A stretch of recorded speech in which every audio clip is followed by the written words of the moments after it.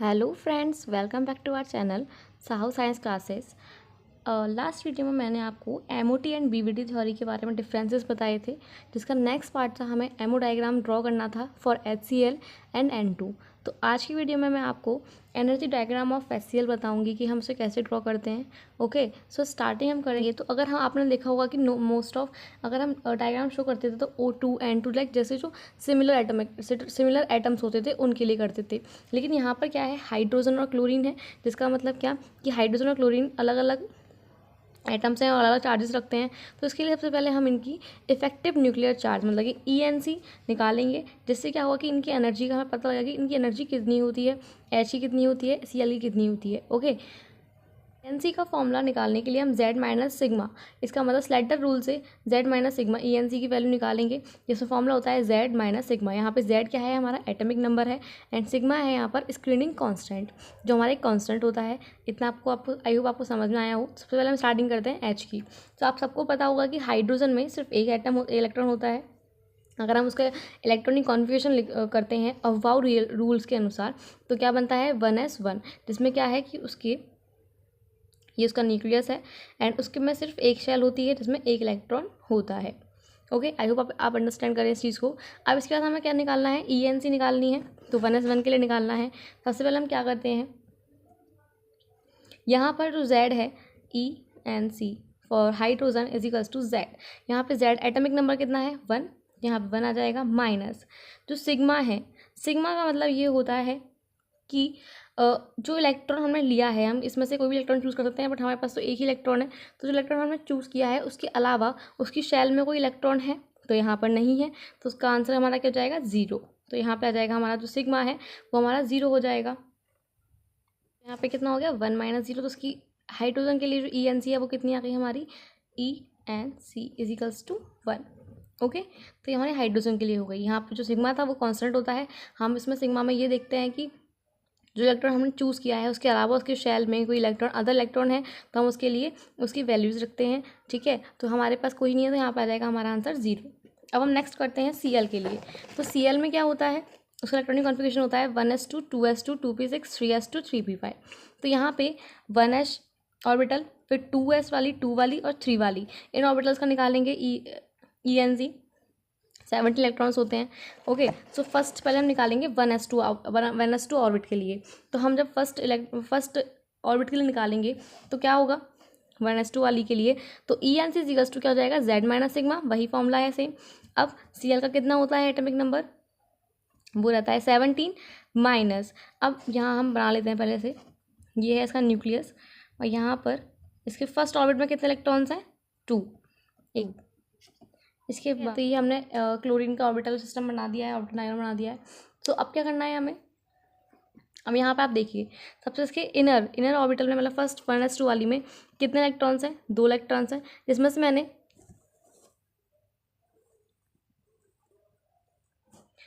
मैंने थोड़ा एक इलेक्ट्रॉन चूज़ कर लिया। तो जो एक इलेक्ट्रॉन मैंने चूज़ किया है उसके अदर और उसके ऑर्बिट में एक इलेक्ट्रॉन और हुई है, तो एक इलेक्ट्रॉन है हमारे पास। जितने भी इलेक्ट्रॉन्स अदर बचते हैं उनको हम यहाँ शो कर लेते हैं, एंड इस इलेक्ट्रॉन की जो एनर्जी होगी वो होगी 0.30। वैसे हर ऑर्बिटल की एनर्जी के लिए हम 0.35 लेते हैं, लेकिन सबसे अंदर वाली मतलब 1s वाली के लिए हम 0.30 लेते हैं वैल्यू। तो अब इसे हम सॉल्व करेंगे तो हमारा आंसर आ जाएगा 17 माइनस 0.30 इजिकल्स टू आ जाएगा हमारा 16.7। तो ये क्या आ गई 1s2 के लिए ENC आ चुकी है। ओके, अब हम करते हैं किसके लिए, अब हम करेंगे नेक्स्ट ऑर्बिटल मतलब कि 2s2 के लिए। तो देखिए 2s2 2p6 के लिए हम करेंगे, तो यहाँ पे क्या होगा कि वही चीज़ें सेम जो अब हमने क्या लिया है 2s2p6 के लिए मतलब सेकेंड ऑर्बिटल के लिए। तो यहाँ पर कितने इलेक्ट्रॉन्स हैं 8, बट हमें Z आ जाएगा 17 माइनस, अब यहाँ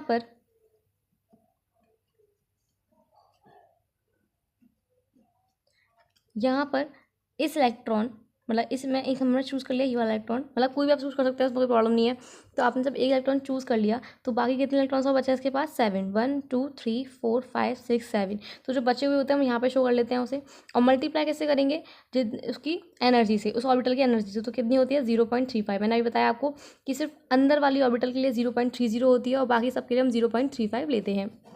एंड इसके बाद अब देखिए हमें आउटर ऑर्बिटल से कोई मतलब नहीं है, हमें मतलब है उसकी इनर ऑर्बिटल है कोई, तो यहाँ पर है सब शेल, तो उसको इसमें कितने इलेक्ट्रॉन्स हैं 2 इलेक्ट्रॉन्स हैं। तो यहाँ पर हम उन 2 इलेक्ट्रॉन्स का प्लस कर देंगे एंड यहाँ पर इसका मल्टीप्लाई करेंगे हम 0.85 से। अब ये 0.85 कहाँ से आया, 0.85 जब हम आउटर सब शेल का इलेक्ट्रॉन लेते हैं तो उसके इनर सब शेल के लिए 0.85 हमारा कांस्टेंट आता है, एनर्जी आती है। तो यहाँ पे हम इसे सॉल्व करेंगे तो हमारा आंसर आ जाएगा 17 माइनस ये हो जाएगा 2.45 प्लस 1.70 और ये पूरा हमारा आंसर आ गया 12.85। तो ये किसकी एनर्जी है 2s2 2p6 के लिए एनर्जी हो गई। अब आप देख पा रहे हैं कि 1s2 के लिए कितनी एनर्जी थी 16.7 थी एंड अब हम 2s2 2p6 पे आए तो कितनी हो गई 12.85। इसका मतलब क्या है घट रही है। अब आप खुद देख पा रहे हैं कि जो न्यूक्लियस के क्लोज है, तो जो न्यूक्लियस है उस इलेक्ट्रॉन को क्लोज मतलब पकड़ के रखेगा, और जो उसके दूर होता जाएगा जितना दूर होंगे इलेक्ट्रॉन्स तो वो उतनी दूर मतलब उतनी उनकी क्या होगी कि जो एनर्जी है वो इंक्रीज़ होगी, और जो उनकी पावर है जो न्यूक्लियस की पावर है कैचिंग करने की उनकी वीक हो जाएगी। क्योंकि यहाँ पे देखिए ये इलेक्ट्रॉन्स के पास है तो ये इसके बहुत क्लोज है, इसलिए इनकी ENC मतलब इसका न्यूक्लियर चार्ज कितना होगा स्ट्रॉन्ग होगा। बट फिर अगर हम सेकंड वाले पे बात करें तो इनका कैसा होगा थोड़ा वीक हो जाएगा, और सबसे लास्ट वाले में क्या होगा और वीक हो जाएगा। अब आपको समझ में आया हो। अब हम देखते हैं लास्ट 3s2 3p5 के लिए। तो यहाँ पे कितने इलेक्ट्रॉन्स हैं 7 इलेक्ट्रॉन्स हैं। इसमें से मैंने ये चूज़ कर लिया, कोई सा भी चूज़ कर सकते हैं, उसमें कोई प्रॉब्लम नहीं है। तो कितने इलेक्ट्रॉन्स बचे इसके पास 1 2 3 4 5 6।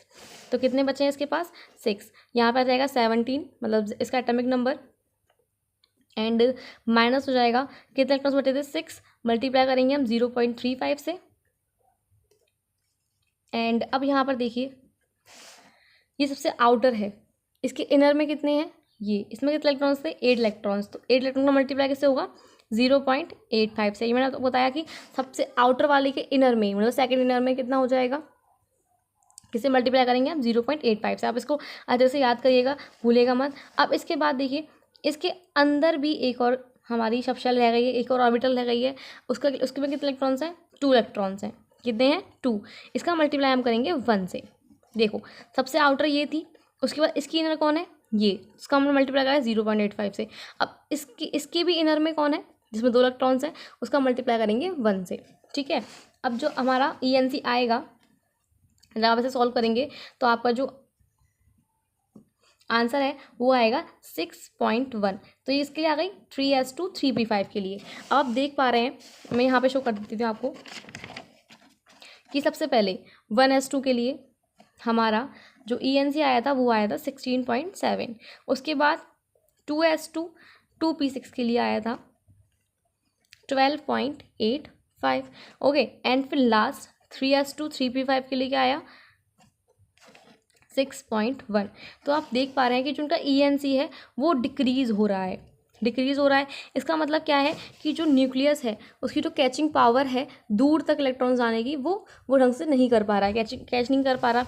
तो जो ये एनर्जी है वो कैसी होगी, अब अगर हम नीचे से देखें तो उनकी एनर्जी इंक्रीज़ हो रही है। क्योंकि अब देखो ये न्यूक्लियस है, यहाँ पे इलेक्ट्रॉन्स हैं, तो ये न्यूक्लियस है कि एनर्जी ज़्यादा होगी। कैसे एनर्जी ज़्यादा होगी, जो दूर है इलेक्ट्रॉन्स क्योंकि उनको अब वो इंडिपेंडेंट है, मतलब वो आराम से मूव कर सकते हैं, उनको कोई चार्ज बांध नहीं रखा है, किसी चार्ज ने बांध नहीं रखा है। तो बट इनको तो बांध रखा है, तो इसलिए क्या होगा कि इनकी एनर्जी क्या होगी सबसे लो होगी। तो एनर्जी कैसी होगी, एनर्जी बढ़ती जाएगी, मतलब कि ये डिक्रीज़ का है। और यहाँ पे अगर हम देखें तो यहाँ से इसकी सबसे ज़्यादा एनर्जी किसकी होगी, इसकी होगी। सबसे कम किसकी होगी, फिर सबसे कम किसकी होगी, इसकी। सबसे कम इसकी होगी, सबसे ज़्यादा इसकी होगी। ठीक है, आपको समझ में आया आई होप। क्योंकि जितना वो न्यूक्लियस से दूर होंगे उनकी एनर्जी उतनी ज़्यादा होगी, और जितना वो न्यूक्लियस के पास होंगे उनकी एनर्जी उतनी ही कम होगी। ठीक है, क्योंकि उतने ही वो मूवेबल हो जाएंगे। ओके, अब हम देख लेते हैं एक बार। यहाँ पे आप देखें तो hydrogen, attraction of nucleus on electron decrease, जो उनका न्यूक्लियस का अट्रैक्शन था इलेक्ट्रॉन डिक्रीज हो रहा है और जो एनर्जी है वो इंक्रीज हो रही है। ओके, ऐसे अगर हम बात करें हम Cl की, तो अट्रैक्शन ऑफ ENC इंक्रीज हो रही है, जैसे आप देख पा रहे हैं यहाँ पर क्या है कि जो ENC है वो इंक्रीज हो रही है और जो एनर्जी ऑफ इलेक्ट्रॉन है वो डिक्रीज हो रहा है। इसका मतलब कि जो इलेक्ट्रॉन की एनर्जी है वो डिक्रीज हो रही है। कैसे, अभी बताया मैंने, जो पास में है वो अच्छे से कैच कर लेगा, जितने दूर में होते जाएंगे न्यूक्लियस उनको कैच नहीं कर पाएगा, तो जो उनकी एनर्जी है वो आराम से इंक्रीज होगी, मतलब सबसे लास्ट वाली सबसे ज़्यादा होगी। ठीक है, आई होप आपको समझ में आया वाली बात। अब हम बनाते हैं इसका एनर्जी डायग्राम। कैसे, देखो, अगर अब मैं यहाँ पे शो करूँ आपको, तो energy of order orbital of Cl, तो Cl का आप देख पा रहे हैं, जैसे फर्स्ट उसकी शेल थी, फर्स्ट ऑर्बिट थी, फिर सेकेंड ऑर्बिट और फिर थर्ड ऑर्बिट। तो न्यूक्लियस के पास कौन सी ऑर्बिट है, फर्स्ट है, उसके बाद सेकेंड है एंड उसके बाद लास्ट में थर्ड है। तो एनर्जी जो होगी सबसे ज़्यादा किसकी होगी, थर्ड वाले की। थर्ड वाले की एनर्जी सबसे ज़्यादा क्यों होगी, क्योंकि वो सबसे दूर है न्यूक्लियस से, तो न्यूक्लियस का जो कैचिंग पावर है वो उस पर नहीं पहुंच पा रही है, इसलिए जो इलेक्ट्रॉन्स हैं वो वहाँ पर स्वतंत्र रहेंगे। आई होप आपको समझ में आया हो। ऐसे आप SPDF में देख पा रहे होंगे कि सबसे ज़्यादा S उसके पास रहता है न्यूक्लियस के पास, तो S की सबसे कम एनर्जी होती है, फिर P की आती है, फिर D की और फिर F की। ठीक है, बहुत ईजी है, कुछ नहीं है, बस समझना है आपको कि एनर्जी किसकी ज़्यादा है, एनर्जी किसकी कम है। तो अब हम यहाँ पे इनमें शो किया है हाइड्रोजन और क्लोरीन M मॉलिक्यूलर ऑर्बिटल बनाएगी। और यहाँ पे देखिए हाइड्रोजन के पास क्या था, 1s1 था, मतलब कि 1s1 इसके पास आया था, इसमें जितना एक इलेक्ट्रॉन था सिर्फ। अब नेक्स्ट हम बात करें तो Cl की, तो यहाँ पर आप देखिए कि यहाँ पर आ जाएगा 1s2, ये आ जाएगा 2s2 एंड यहाँ आ जाएगा 2p6, 3s2 and 3p6। Okay, सो अब आप देख पा रहे होंगे यहाँ पे जो 1s2 है, क्या जो 1s1 वाला जो 1s1 वाला इलेक्ट्रॉन है वो 1s2 वाले इलेक्ट्रॉन से ओवरलैपिंग करेगा, तो नहीं कर पाएगा। क्यों, क्योंकि ओवरलैपिंग के लिए हमारे पास क्या रहना चाहिए कि ओवरलैपिंग करने वाले जो ऑर्बिटल्स होते हैं उनकी एनर्जी लेवल या तो सेम होना चाहिए या थोड़ा सा लगभग सेम होना चाहिए या थोड़ा सा ही एनर्जी गैप होना चाहिए। बट यहाँ पर देखिए जो 1s1 वाला इलेक्ट्रॉन है और 1s2 वाला इलेक्ट्रॉन्स हैं उनकी एनर्जी में कितना गैप है, तो ये इसमें इलेक्ट्रॉन्स में एनर्जी मतलब ओवरलैपिंग नहीं कर पाएगा, तो इसके लिए इसे हम रख देंगे नॉन बॉन्डिंग में। नॉन बॉन्डिंग मतलब कि इलेक्ट्रॉन्स यहाँ पर ओवरलैपिंग नहीं कर पाएंगे। अगर आप यहाँ पे देखें तो जो 1s1 वाला है वो 2s2 से कर पाएगा, नहीं कर पाएगा, इसलिए 2s2 वाले को भी हम किस में रख देंगे, नॉन बॉन्डिंग वाली कैटेगरी में। तो यहाँ जाएंगे 2s2। अगर हम इसको हुंड के रूल के अकॉर्डिंग भरें तो ये भी हमारा ओवरलैपिंग नहीं कर पाएगा।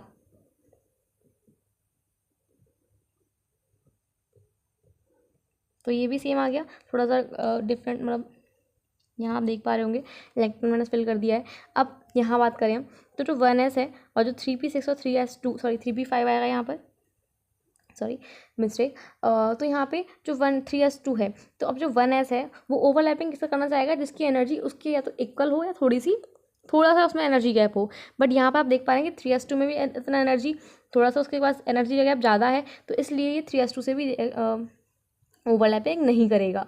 तो क्या होगा यहाँ पर कि हमारा किससे करेगा, 3p5 से। अब 3p5 में भी आपको पता है, 3p5 में भी आपको पता है कि जो 3p है उसकी 3 ऑर्बिटल 3 होती हैं, एक तो होता है px, एक होता है py और एक होता है हमारा pz, तो उसकी 3 ऑर्बिटल्स हैं। अब इसमें से भी किसके पास करेगा, तो देखिए सबसे पहले अगर हम इसके डायग्राम्स मतलब उसकी शेप के अकॉर्डिंग देखें तो एस के पास क्या रहता है, स्पेरिकल शेप रहता है, और पी का शेप होता है डम्बल। इसमें क्या होता है, 3 होती हैं geometry, px, py and pz, यही तो होता है। अब इसके बाद क्या होगा कि ये py है। अब एंथैल्पी के अकॉर्डिंग ये हमारा px है और ये हमारा pz है। तो जब आप s जो उसका करेगा तो इससे तो नहीं हो पाएगा इसकी ओवरलैपिंग, ना इससे हो पाएगी। बट अगर आप यहाँ देखें तो ये आराम से ओवरलैपिंग यहाँ पे कर लेंगे, तो ये ओवरलैपिंग कर पा रहे हैं, तो ये किससे ओवरलैपिंग करेगा, इसकी pz वाली फॉर्म से। तो यहाँ बना देंगे इनके 2 शेल्स को। तो यहाँ जब हम बनाएंगे तो देखिए, और इससे थोड़ा सा जो बनाएंगे यहाँ पर, क्योंकि ये इसके पेरेंटल एनर्जी जो बनती है नीचे बनती है, और थोड़ा इससे ऊपर बनाएंगे जो हम ABMO वाली बनाएंगे। तो यहाँ पे आ जाएगी BMO और ये हो जाएगा हमारा ABMO।